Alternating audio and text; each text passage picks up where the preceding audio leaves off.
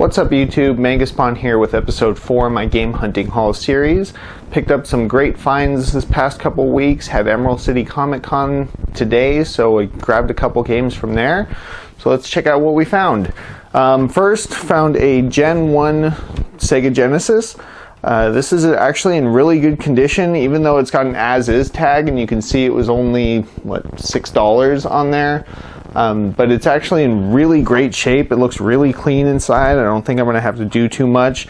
It had an RF out and one controller, but no power cable, and I can't seem to find a good replacement.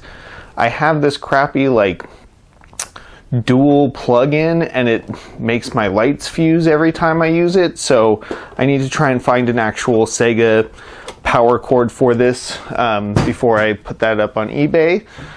Sticking with the Saturn theme, we have a very cool Sega Saturn flight joystick thing. Really never been too big of a fan of these, but I do try and pick up Sega Saturn stuff every now and then when I find it. So it was only $6. It's pretty dirty, it needs some cleaning, but it's actually really cool. You can actually switch it so that the buttons are either on the left or the right side. I've never really seen that with a joystick before, where you can switch which side the buttons or the joystick is. So that was kind of cool. I need to clean it up. It's probably going to go on eBay. Like I said, I don't really use these things to play, but I thought it was pretty cool and a little different, something you don't see every day. With the Genesis, I actually found kind of cool odd controllers, and this is one I hadn't seen.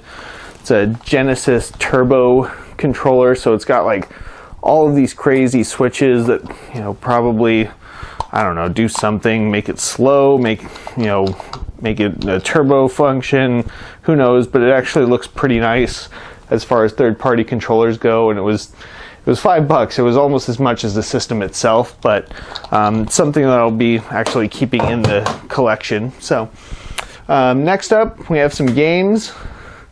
First off, we have Crash Team Racing for the PlayStation 1. I don't think I ever played this. I think I played the Donkey Kong Racing, but I'm eager to give it a try. Pretty good shape. The case is a little beat up. It's got some cracks and stuff, but fairly rare game. I think this was $3 or $4 at Goodwill, if I remember correctly. More games from Goodwill. We have Kessen 2 and Kessen 3. So found both of those. They're both complete. They both have the manual. Very, very nice condition. The Goodwill by me that I go to a lot seems to have a lot of really nice condition games, and these are fairly uncommon. I definitely wouldn't call them rare, but the first one's really easy to find. 2 and 3 are a little bit more difficult in games I didn't have.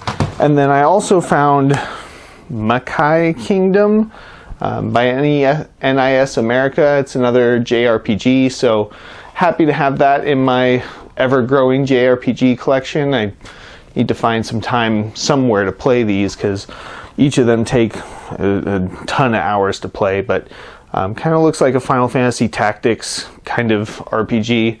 Some very cool characters and everything. They tend to make some fairly uncommon games, so was happy to find that at the Goodwill. Next up, we have the games that I picked up today from the Emerald City Comic Con.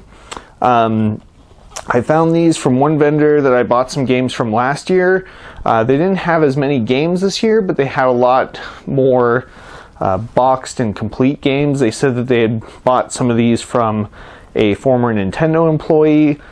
They had some really, really nice, really rare games that unfortunately I didn't have the money for, but picked up a few pretty cool games to add to the collection. So first off, for the Super NES, we have Raiden, or Raiden.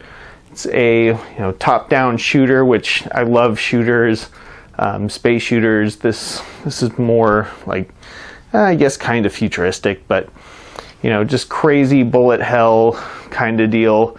And it is complete. It's got the cartridge and all the booklets, manuals. The box is in pretty great shape. It's got a few little creases, but nothing major. That was $30. Next we have Shingen the Ruler, and I know that this is a fairly common game on the NES, but it's I like that it was complete, was complete in the box, wasn't all that expensive. Got it for a good deal. It was $20. And actually I got all three of these games for 60 bucks a piece. I've never played this game. It looks like kind of a tactical RPG, which generally, or like a tactical game, not even really RPG.